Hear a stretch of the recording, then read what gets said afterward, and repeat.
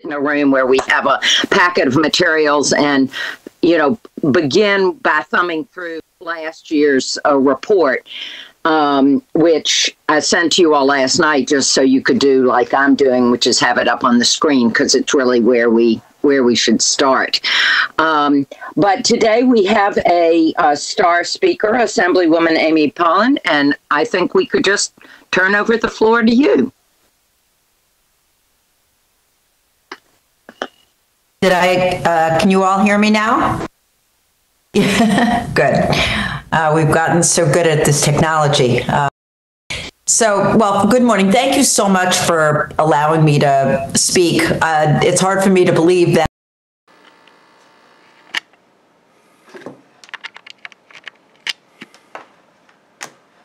Oh, I'm glad to have found that out, and I thank you for letting me be part of it.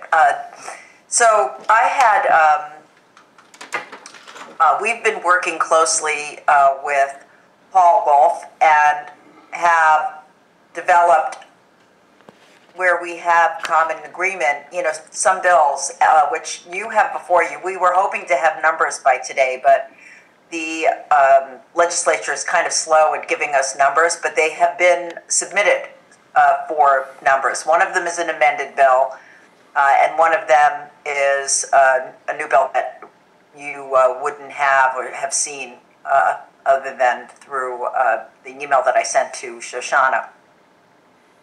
So the first bill, which is the amended bill, makes 3 important changes to Section 103 of the Open Meetings Law. In 2011, I authored the law that first added Subdivision E to Section 103 to require the documents scheduled to be discussed at an open meeting be made available to the extent practicable as determined by the agency or department prior to or at the meeting at which it will be discussed. That was a compromise that we struck with NICOM, and I don't remember if the governor's office was also involved in pushing back on the extent that it would be available by inserting the words practicable. If the agency in which a public body functions maintains a regularly and routinely updated website and uses a high-speed internet connection, such records will be posted on the website to the extent practicable as determined by the agency prior to the meeting. So there's already the distinction between a small public body that might not have a website or access to high-speed internet. It's much less likely now than it was in 2011 that agencies don't, but there's still, or public bodies don't, but it still could be the case. So since 2011, it's become apparent that this requirement must be strengthened in order to ensure compliance, specifically the phrase, to the extent practicable as determined by the agency or department, has created loopholes and a way for agencies to bypass the requirement. In an analysis of 41 local governments conducted by the New York Coalition for Open Government, 15% do not post meeting documents. This bill would remove the to the extent practicable clause from subdivision E so that agencies are no longer able to evade the posting requirement. Another loophole in Section 103 of the Open Meetings Law is that it does not specify the time period before the meeting when the documents must be made available to the public and posted online. The public is unable to effectively follow along with discussions if an agency does not post the documents they plan to discuss in enough time for the public documents prior to the meeting. And I know that you all agree because you're on this committee to evaluate possible legislation that's needed, that the more input we have, and I can speak as a legislator, the more input we have on things that we do is better. And if we have a rule in the legislature that a bill has to be on the table basically for 3 days, so that would we're saying that all the material needs to be available 24 hours before. And again, if they don't have a website or a high-speed internet, they are relieved from this requirement. in the bill that we're proposing. In 2015, I authored the law that added subdivision F to Section 103 of the Open Meetings Law, which requires state agencies and authorities to broadcast meetings to the public to the extent practicable, and those which maintain a website and utilize a high-speed internet connection must stream meetings to the public in real time. However, local governments and authorities do not currently have this requirement, so it's only... This meeting is being recorded. Okay, we're being recorded. Well, that's a good thing. So the bill would close the gap and require that all public bodies broadcast meetings to the extent practicable, and those with regularly updated websites and high-speed internet would stream the meetings in real time. So only if they have the capacity, they really would be required to. But in these days, especially with COVID, there's been so much change and expectation on the part of the public that I think at this point we really need to encourage this behavior going forward. So it also requires that recordings of such meetings be posted on the public body's website for 5 business days and be maintained for 5 years, which is currently required for IDAs. So we just essentially copied that from the IDAs. If you guys think it should be something else, we don't know where that came from. We just know it's easier to get a bill done when you use prior existing law as an example, so that's why we inserted it. But this change is important in the current, moment, as I said. So when so many local governments have already demonstrated they have the capability to stream online. So the second bill that I have introduced will require public bodies which maintain, this is the one you wouldn't have seen yet, which would maintain a regularly updated website and utilize a high-speed internet connection to post meetings online. Currently, the requirement is only that the meeting minutes become available. We thought that, again, if they have the internet capacity, the website capacity, that these should be available to the public in an easier manner. And since they're required already to have them in 14 days, there was no reason why they can't just put them on the same website. They're putting other things. So that's really it. I am working on one other bill because I think it's very important, but we don't have any words yet for that. And that is requiring that a public comment period be offered at all open meetings without any specific parameters. I was talking to Shoshana about this. Even though it's a very long time ago, having been someone who attended a lot of these meetings, I was president of the League of Women Voters for years, different levels. I've experienced all of the denials. So one of the reasons why I wanted to do the bill that required information to be given out is because I was denied information, when I sat at meetings. One of the, and being able to speak at a public meeting is critically important. They all do it a little differently, where I am down here in Westchester. But for the most part, they give that opportunity. And so, and my understanding is that in some places they don't. So we're going to probably be crafting a bill that that has no specificity, but we haven't taken pen to paper yet, so we're not 100% sure what it's going to look like. But the essence of it will be that there will be a public comment period available to people for these types of really government meetings and public meetings. So that's it. Thank you so much. I really appreciate your help. I have to tell you that the credibility that you give us as legislators, when you endorse these concepts, is very important and taken very seriously. So I've always appreciated the report that's issued with all of the recommendations. We traditionally, when we get it, we read it, we introduce bills that we see in there that are not already introduced. So I can assure you that we will be doing that again. But these are the few that we have on the table right now. So Thank you so much. I know that you're going to hear from some others. I should also mention one other bill in my area of corporations that we're working on is there seems to be some vagueness on whether LDCs are required. LDCs come under the Corporations Committee umbrella. And even though there's been opinions written by the Committee of Open Government, the law we think might be a little vague. So we're looking at making it much less vague, and every LDC that would be out there then would be subject to the open meetings law. It's subject to FOIL. We believe FOIL has the words public body. The open meetings law, Article 7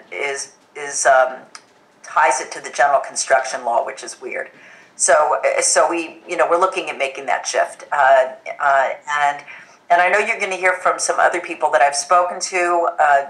You might have something before you from on the Board of Elections, and that's, I think that's great as well. So any opportunity that you give us to make these changes, thank you. And with that, I'll let you go on with your work.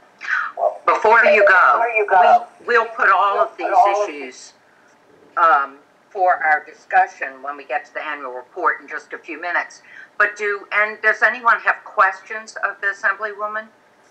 Clarifications? While she's here, this is your chance. Hello? Who is this? Joe Kissel, can you hear me? Yep.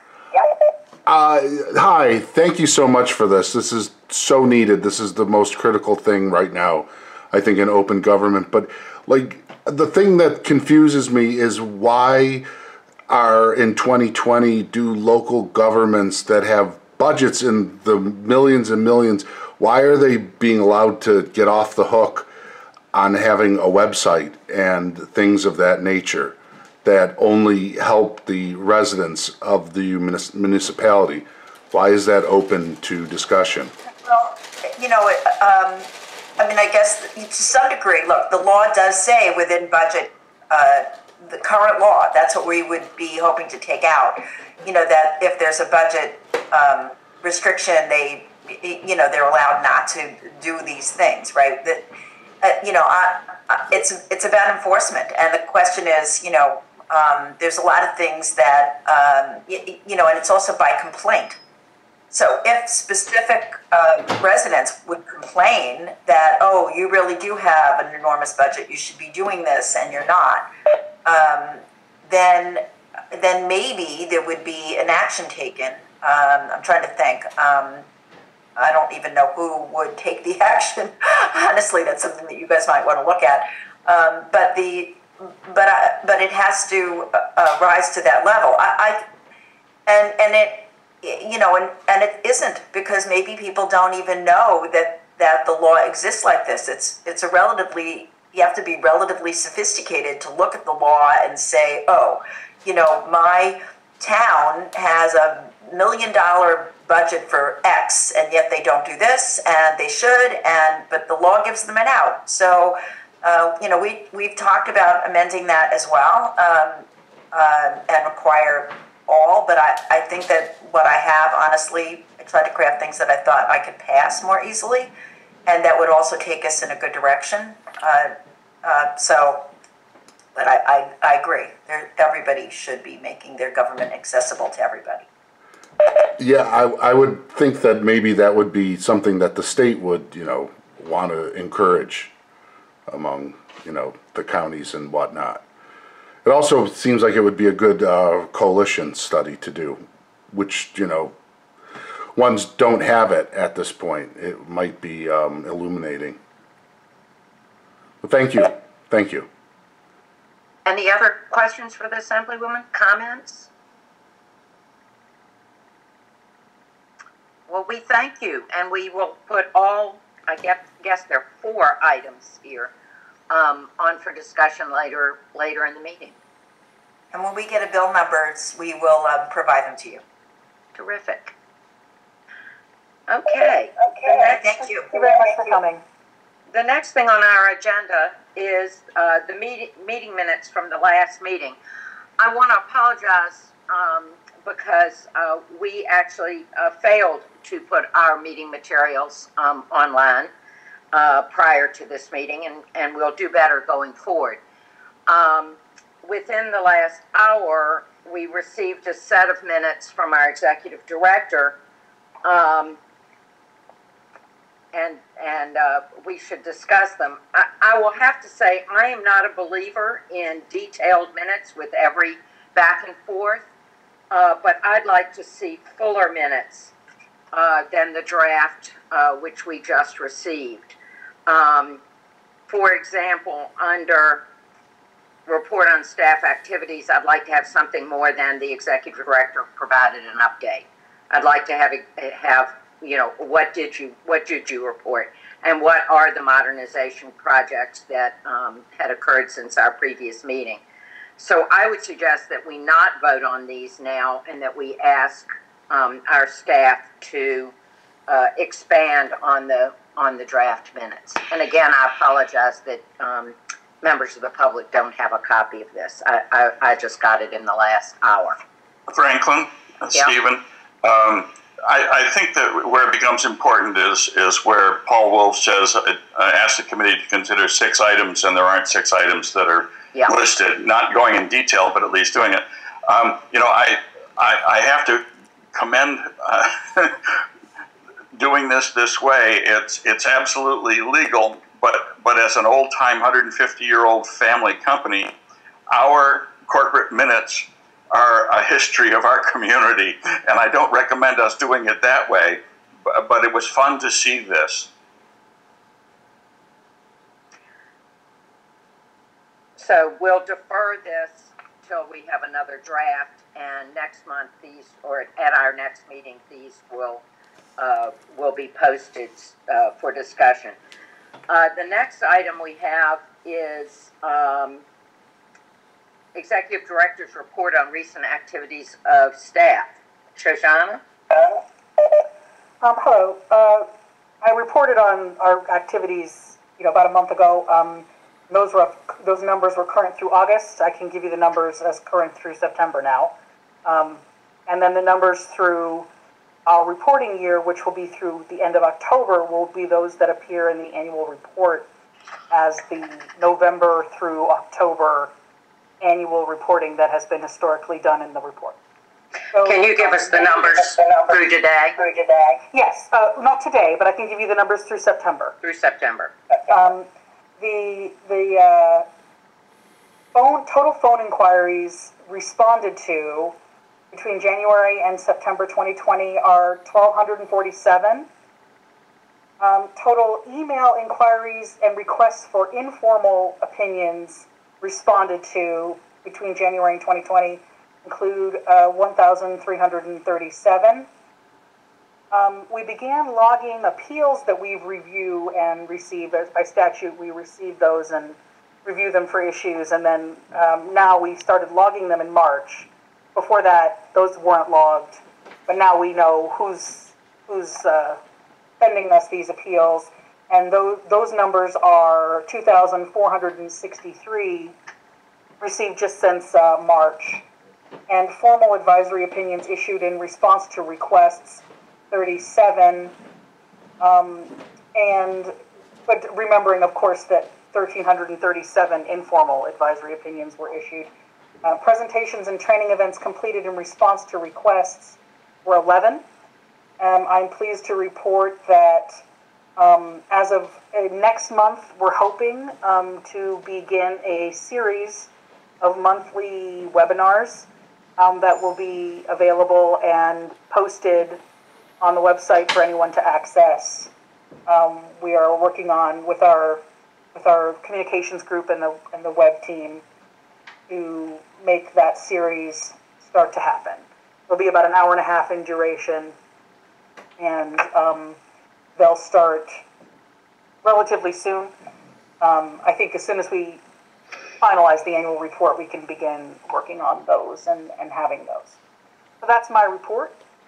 Okay. Let me ask you a question about the training, the 11 sessions.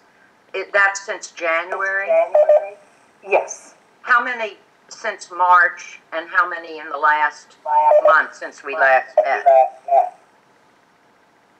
I'll have Kristen. I think maybe she did 3 since we last met. I'll have Kristen confirm that. And then since March, it's definitely been slower than it normally is because people haven't been asking for as many, but that's why we decided to start the proactive trainings that would just happen and people can tune in, and we'll try to publicize those on our website and through other methods of connecting with people who have reached out in the past and other groups like NICOM. But Kristen, why don't you fill in the blanks if you can? Sure. The easiest way for me to do it is just to take a peek at my calendar for the past month or so. Let's see. So we're looking starting, say, in September.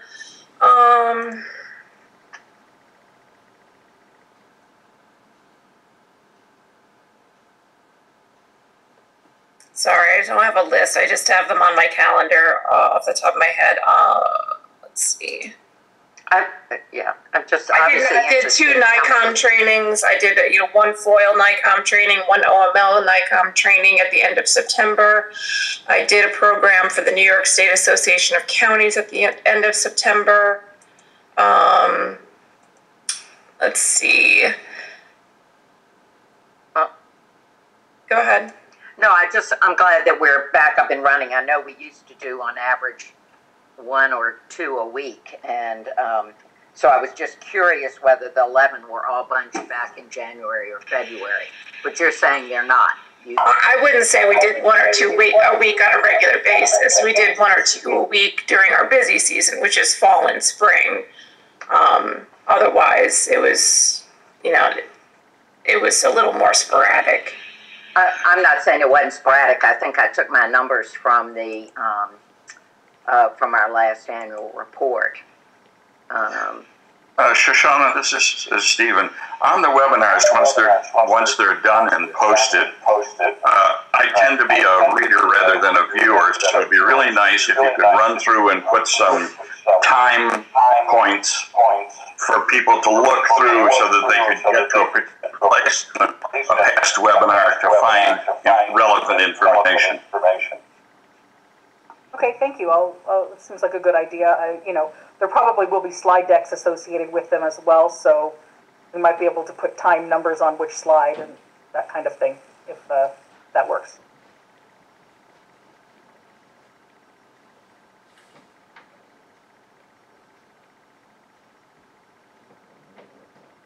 Okay, guys, annual report.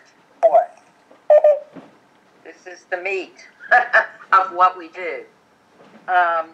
What I did was I tried, not terribly successfully, to pull together all the recommendations, past and present, from various sources, and I sort of failed with a lot of the new recommendations, which we'll get to in a minute. But on the draft agenda I sent out last night, I just lifted basically the table of contents from our last annual report, which begins with Civil Rights Law 50A. And I'll just say I think we ought to, lead our report with our happiness that our recommendation of 7 years was finally came to fruition. It also seems to me we ought to look at what issues are flowing from this repeal and see whether there are any issues churning up through the courts or through possible legislation that we should opine on. Maybe the staff can fill us in on the nature of the 50A issues that have been bubbling up since the repeal.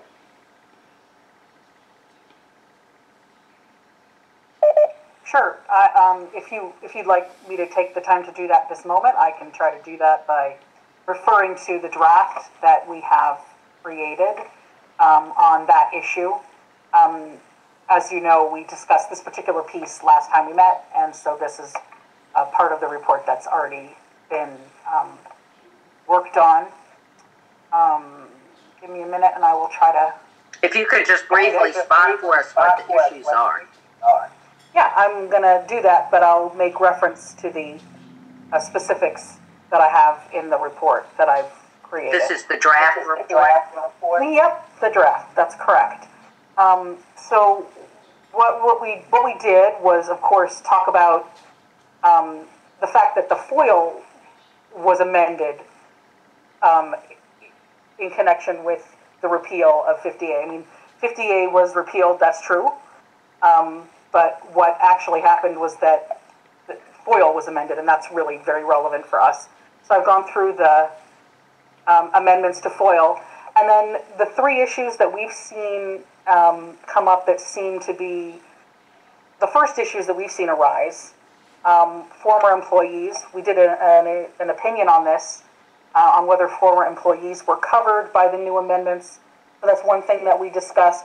And then the idea that's sort of a misnomer, the misidentification of this as an issue of retroactivity, but the idea of whether records created before June 12, 2020 are covered by the amendments to FOIL. And, I think that it's sort of an odd thing to think about this as an issue of retroactivity. Rather, what does FOIL actually cover? Because there's no discussion of this category of records that now is subject to FOIL as any really different than any other category. There are some definitions, but FOIL covers records that are in the possession of an agency, regardless of when they're created. I don't think there's any difference here, so that's an issue that's come up multiple times, and so I've discussed that. And then the third and perhaps most contentious question that has arisen, and it's been the subject of the small amount of litigation that's surfaced to date that I'm aware of, is the issue of unsubstantiated pending or dismissed charges or complaints. So an actual opinion by a court has been issued, at least on the issue of a restraining order. It's been issued, so it's not formally finalized. No decision about specific unsubstantiated reports has been rendered by a court on the merits, but a court has determined that FOIL applies to reports, whether they're substantiated or unsubstantiated. And so those have to be analyzed consistent with all the provisions of FOIL. So that analysis is covered in the draft as well. And what it'd have been useful to have the draft, but I'll be sending you the draft once we decide what else we're going to be putting in the report, so that you can see the whole thing and we can discuss it as a one. But I think you've seen the materials that are in this section, because we've issued a couple of opinions and we've sent some emails concerning these developments to the committee members.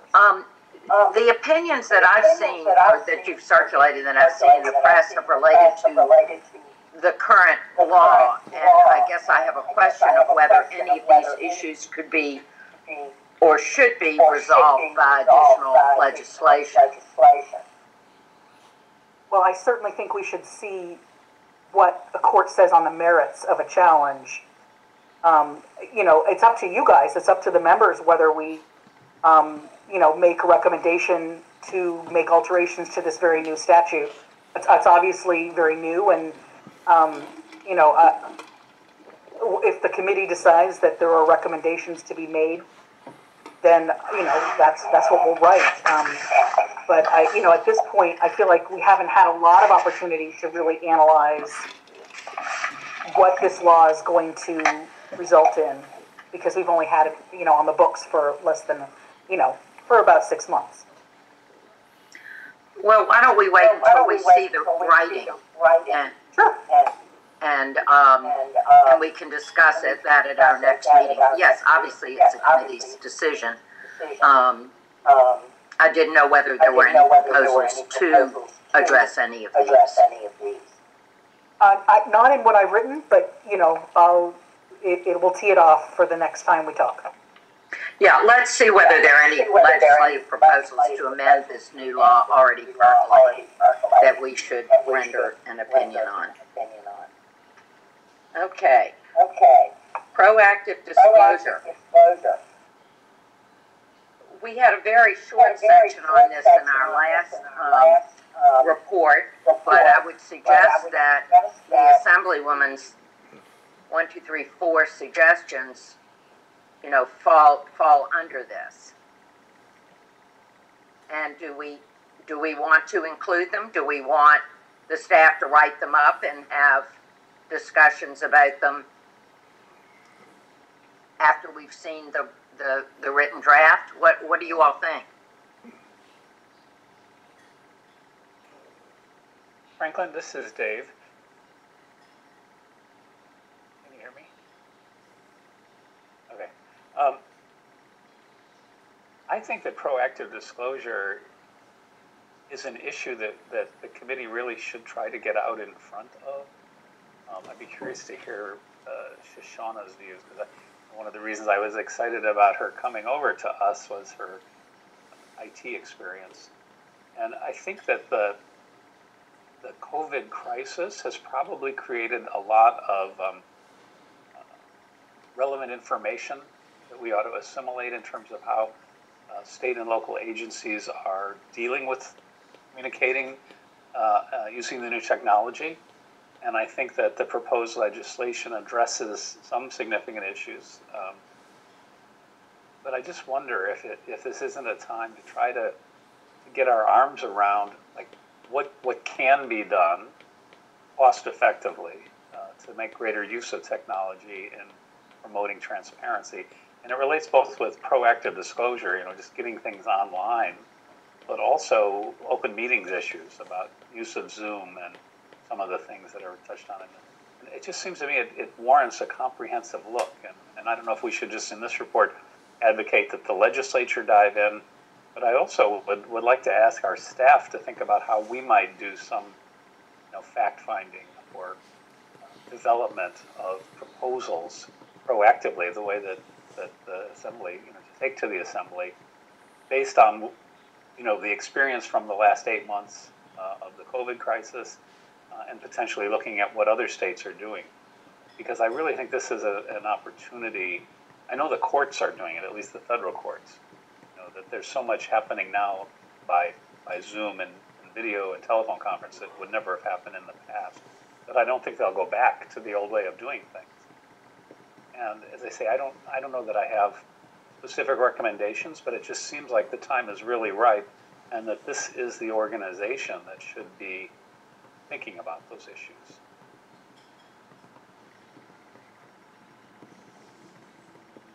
What also falls under this umbrella are the recommendations from reInvent Albany, which I apologize, I didn't send out again last night, but it's a 2-page document that includes a lot more proactive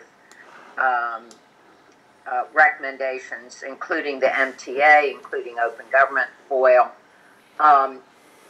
all of which seem like they fall within our bailiwick. And maybe together they represent the comprehensive kind of thing that Dave is recommending.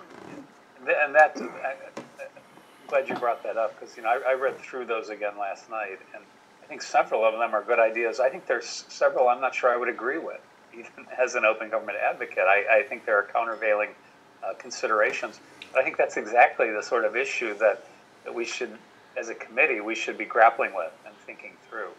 And I think that means we need to have some preparation. Hopefully, that the staff can feed us some facts and the structure of a meeting where we can understand what the issues are, what the potential is, and where we might go. But I think their checklist is a really interesting place to start. But David, this is Stephen. Could you email us the ones you disagree with? Yes. Well, yes. I don't know if you want me to do it right now. There were 2 or 3 where I did think there were some. Let me see if I can pull them up. I can probably give you a sense of what that is.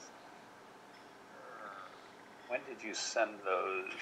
It originally came out something like October 9th, but I think I sent it last night after I sent the agendas. It was something like 8 o'clock or 9 o'clock. Well, I'm going to be scooting shortly, so it doesn't have to be right now. Well, why don't we ask the staff to include these all as topics in the next draft report and give us background on each of them, like what the existing law is and what the recommendation is, and then that would give us the materials and background we need to comment on it once we're commenting on a written document. Does that sound good, committee members? Okay. Because these are all just the kind of discussions we should be having. So we'll do that. C, cameras in courtrooms. I guess I would ask the staff, has there been any movement in this area since we wrote on it this time last year?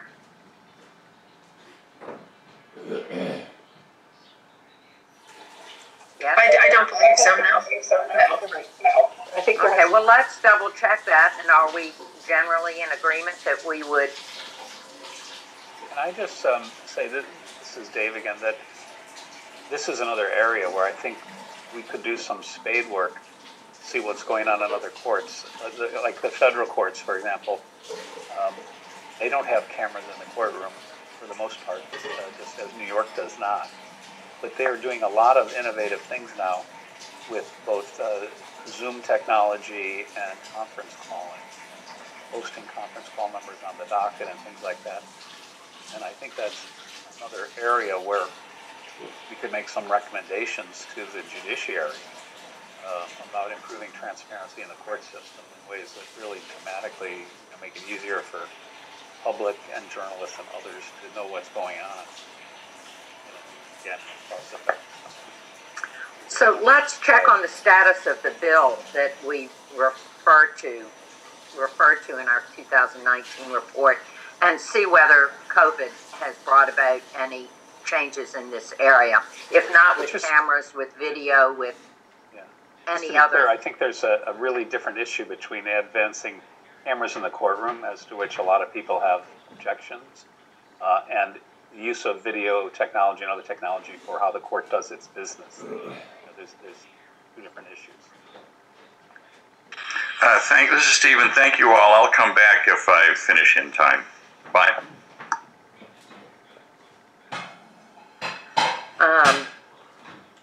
Okay, so let's beef that up and do a little research into where we stand on that. Government-created entities should be subject to FOIL. I think that basically relates to, at least in part, the issue raised by the Assemblywoman on, what entities are covered. So again, chime in if you have a thought, but we should update this, see where things stand, and consider whether there's new case law, and repeat this again, at least for the next draft. Committee members, any thoughts? Okay. E, bring JCOPE within the coverage of FOIL in the open meetings law. We've been recommending this forever. Let's update the bill and see if there's been any movement in that area, if the staff would do that. Any comments from committee members on this? Okay. We'll reserve discussion of that for next time. Franklin, just to let you know, we sent around a document to committee members that reflected a sort of update on the legislative histories of these things. So these questions are sort of the current bill statuses for these things are in that document. Well, I requested that document, and then when I got it, it was a little hard to track without having a chart of bill numbers and the like. So let's. Okay, I just thought we did it by bill number with a summary and then the actual list of actions. So let's put that. Let's do a new draft of this section that includes that, so that everybody can look at it in one place. Well, certainly that's underway. That those bill statuses are reflected in the updated. You'll remember from last two meetings, I mentioned that we were updating the legal aspects of our report and other things, and that's the work that's been done. That's great. That's great. All right, F, clarifying amendments. I think we basically have the same thing. What has happened with these recommendations?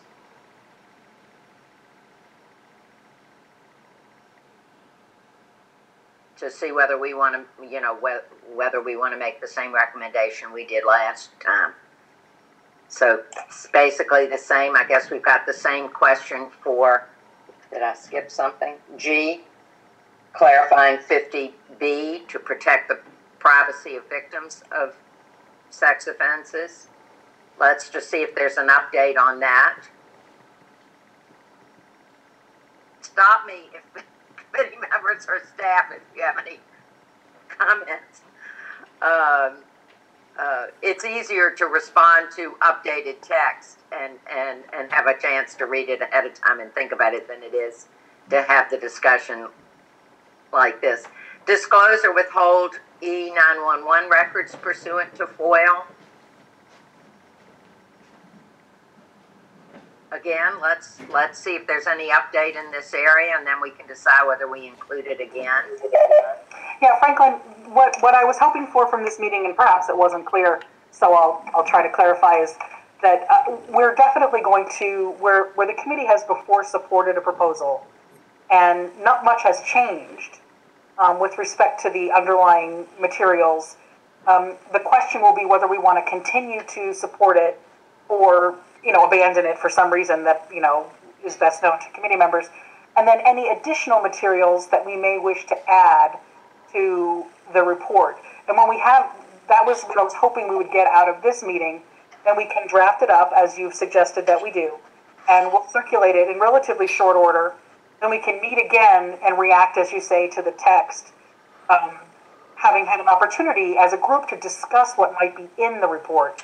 That may not be how the reports were drafted in the past, but what I wanted to do was to collaborate with everyone before we circulated a draft that may include stuff that really nobody was interested in, maybe except me, which is not relevant because, you know, I'm not a vote. I'm going to try to help you guys understand to the extent I can the material that we're interested in and can make a form a part of the report.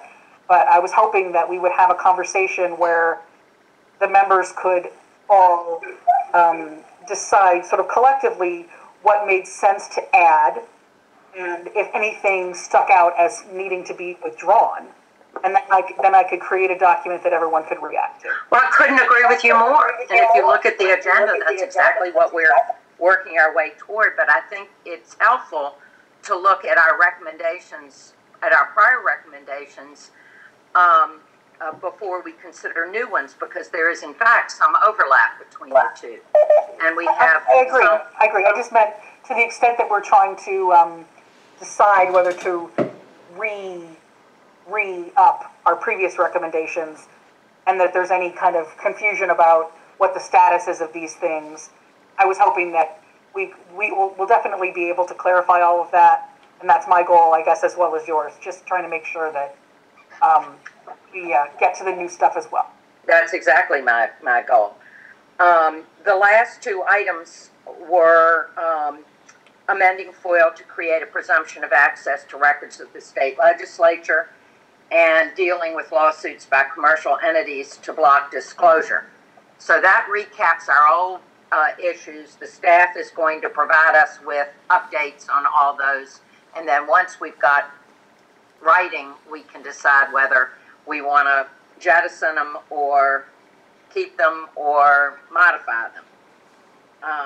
Can I just put my little 2 cents in here? I mean, you're talking about, you know, once you review writing, the writing's really not going to change. It's this, the writing is what we've proposed, you know, what's been included in the reports in the past. It's just a matter of whether this is something the committee, the issues that have been supported in past reports, the question is, does the committee want to continue to support them or not? The writing isn't going to change.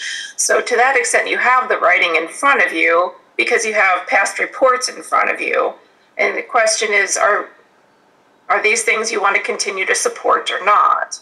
Well, I think it's important to know whether there have been any changes in the last 12 months. I can tell you overall, there hasn't been major changes. Well, there's been, they've been reintroduced. We're in, the same legislative season, so to speak. They've been reintroduced to committees. If they didn't leave committee last year, or if they did leave committee, there was one bill that, at the end of last year, I notified you that had been passed by the legislature, but that ended up being vetoed by the governor's office that related to 50B.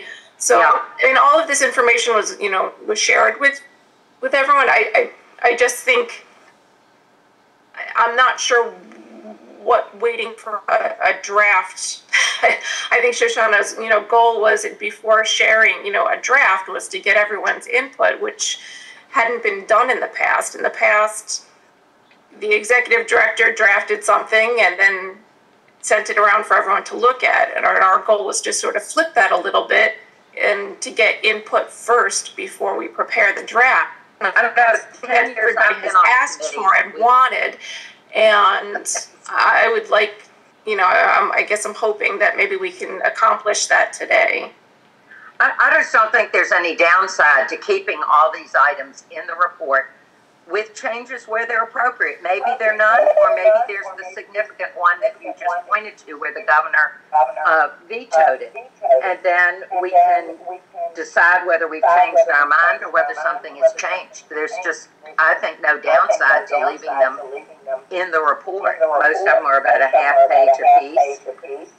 I've been doing this for 10 years, and this is what we've done every year, which is go over our old recommendations. Sometimes we go, we're beating a dead horse, we're tired of it, let's move on. And other times we've gone, no, this could be the year. And 50A was one of those things where we said this could be the year. And lo and behold, after 7 years, it was the year. So I would just say keep them in and let us read over the report as a whole. It may be that if we find that we've got 24 recommendations, we decide to cut judiciously and to focus on some. So you get a better sense when you see the whole report of how many issues we've got and how many we want to keep pursuing, or whether we want to prioritize them and just have a paragraph that says, in the past we've raised issues A, B, C, and D, and we're just going to, let our past reports speak for themselves on this. I don't know. What do you all think?